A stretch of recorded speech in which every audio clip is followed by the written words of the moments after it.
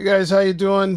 Thought I'd do this quick video and give you an update as to how the build progression is going with the yellow aircraft. And things have slowed down a little bit. Just been a little bit busy lately, but nonetheless, we did, get a couple hours in to get a few things done. So I'll start from left to right, and then go up and explain what I've done, what I'm doing, sort of the rationale behind it, and let me know what you think. So, first off, we're going to start with the Pitot tube speed sensor. So, got a little hole here on the, I don't know, the flying body portion, forward fairing, whatever you want to call it. And a Pitot tube. Let's see if I can just get that in there.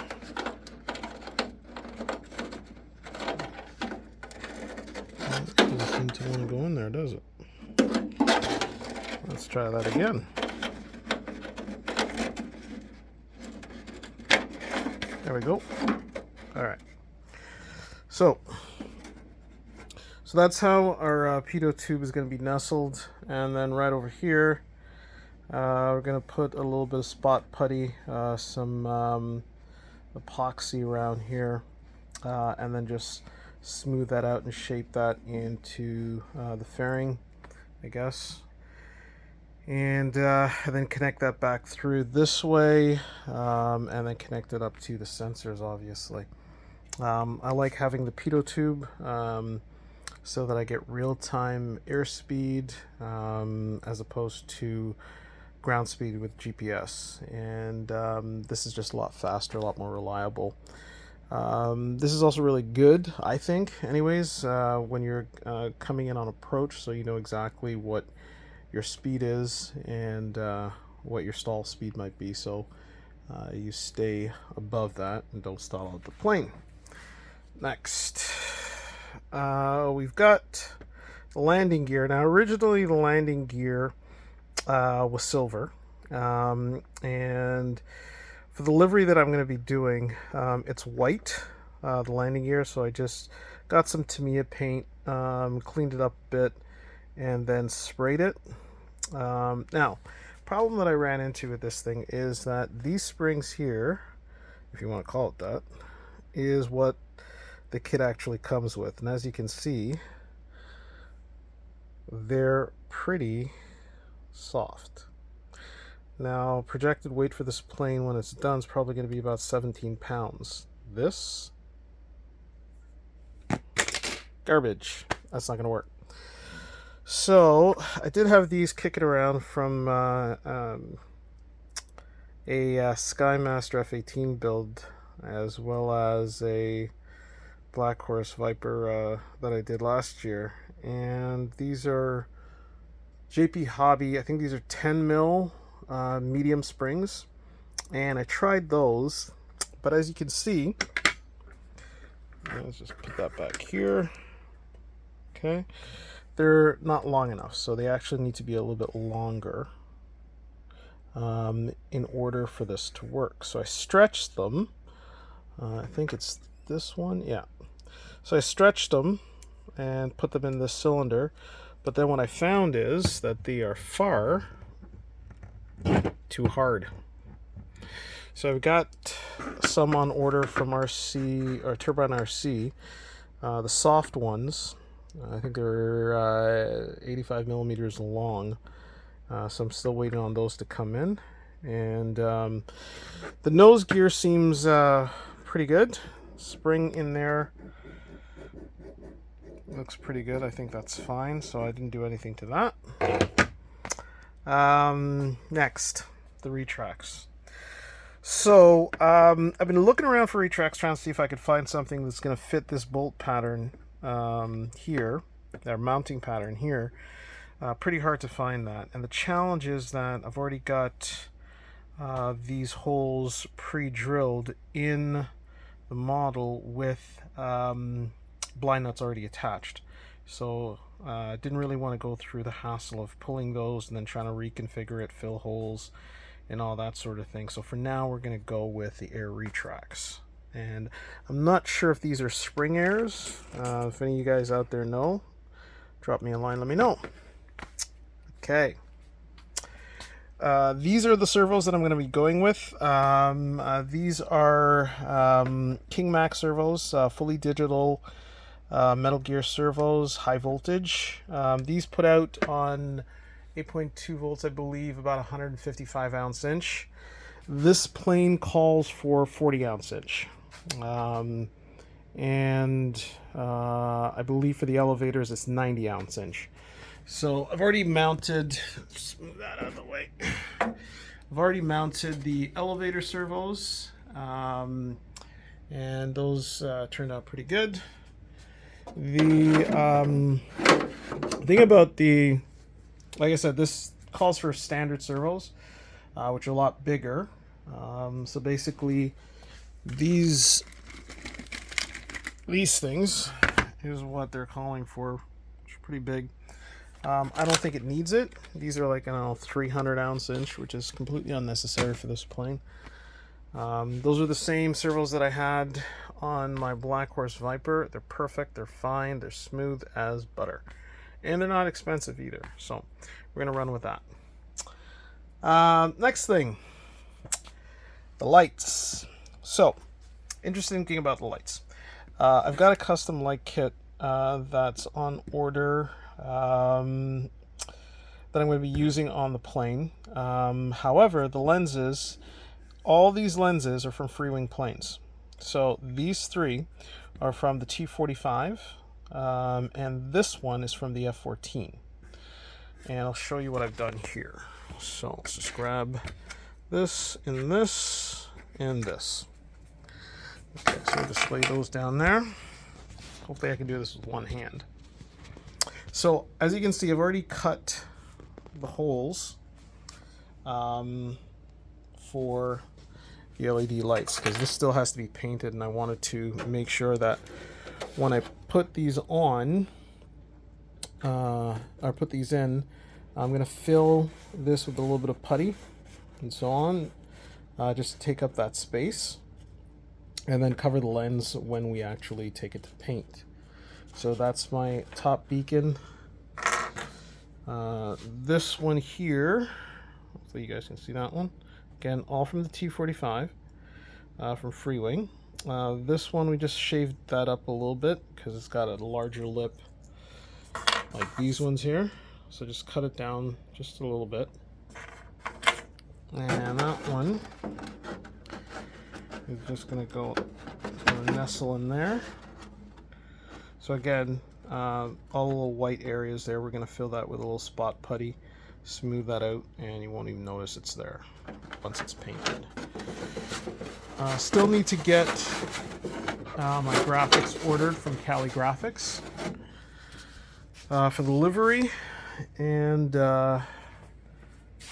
although that's a little bit further off. Okay, now this one here is going to be placed up here, and these are going to be red markers. Okay. And last but not least, just put this one away, is the F-14 lens. Now we've got a hole cut down in here, as you can see, and that one is just going to go right in there like that. Okay. So, fits really nice. And the nice part about it, I've used the F-14 lens on a few of my planes in the past, and I think it really turns out nicely at the bottom. And it's really bright as well. Nice part about it is that if you got a nice flat surface, that lens works really well. And these things are cheap as hell, like maybe, I don't know, $5 or something like that for Motion RC. Okay. Let's fix that. Sorry for the shaky video, guys, but it's kind of hard to do this with one hand. All right, next. Battery floor. So this I've scribed out, which was not easy to do, I'll tell you, to come up with a battery floor. That's going to go basically in here, like this. Okay. Now it's going to be a 2-piece battery floor. We're going to take this, I think it's basswood. We're just going to cut it, glue it to the sides here, and then we'll glue that floor right on top. But it has to be a 2-piece battery floor because this is our ESC, and we need access to the ESC that's going to be sitting underneath the battery floor, just in case we need to service the ESC. So I put this sort of plate in and epoxied it down, and the Castle 160 will just sit there, right? Actually, this way.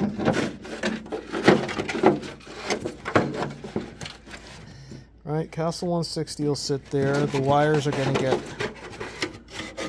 taken up, and it's going to be routed. I have to take it down in here. Hopefully you guys can see this. It's going to be routed through this hole here to come back into the motor section of the plane. And then battery wires will just come up through the front here and attach the batteries in this area here. Okay. So that's basically sort of where we're at.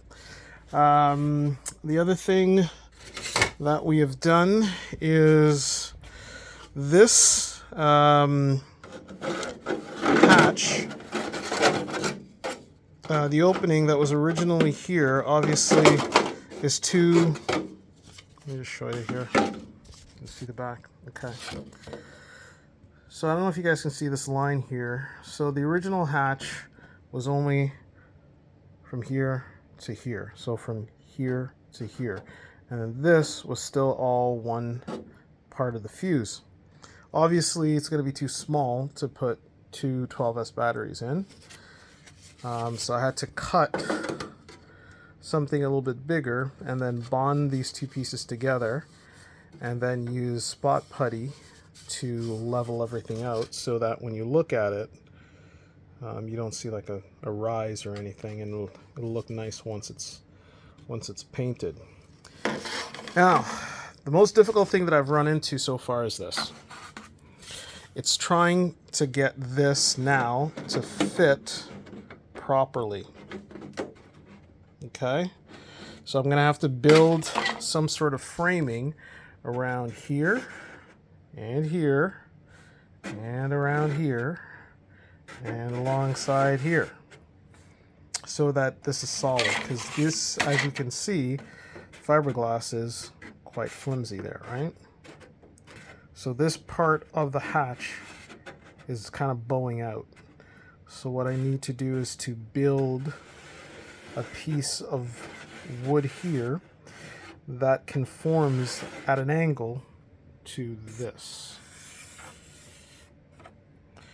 Question is, what is that angle that this needs to be so that that and that matches up to this and this? Yeah, I know. It's going to be a pain in the ass. But hopefully it'll look nice. Okay. The other thing that we're still trying to source here is we're trying to still source these bearings out.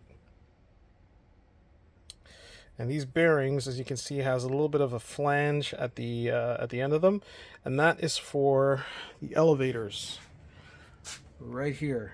And these bearings go on the outside here, so I still have to still got to find something. I'm still looking, just haven't found it quite yet. Oh, last thing. So the F-18 usually has, I don't even know what you'd call it, but it's like a little piece that comes out here, okay, for attached as a part of the sort of the intake. And you'll notice it on all the F-18s. I don't know what that piece is called, what the proper terminology for it is, so forgive me there. Anyways, I decided not to put it in for two reasons, basically. One, I didn't want to do the work because the plane didn't come with it, so I'd have to 3D print it, figure out a way to attach it up here, and I was not going to do that. And two, I like how smooth this is. There's zero barrier for air to get in and go directly to the motor. If you had something sitting here kind of sticking out, to me that's just more drag and it disrupts the air and you got more turbulent air going in there. So I was like, to hell with that, not doing it. So we're going to keep it nice and clean. Same thing up top here. There's another piece that kind of sticks out. It's almost like a little bit of a fin of some sort. And you'll notice it's on both sides of the F-18s. I'm not putting that one on either, simply because I don't want the drag. And I don't want to have to cut this and then further weaken this here and on this side. So we're not going to do that. We're going to leave that alone. Anyway, so that's where we're at. We're still waiting on a few parts. Still waiting on our low profile servos for our rudders. Once we get that, we're gonna put in the lights as well too, because we'll cut that out and make space and so on. So that's pretty much where I'm at. Sorry for the long video, guys, but that's it. Houston out.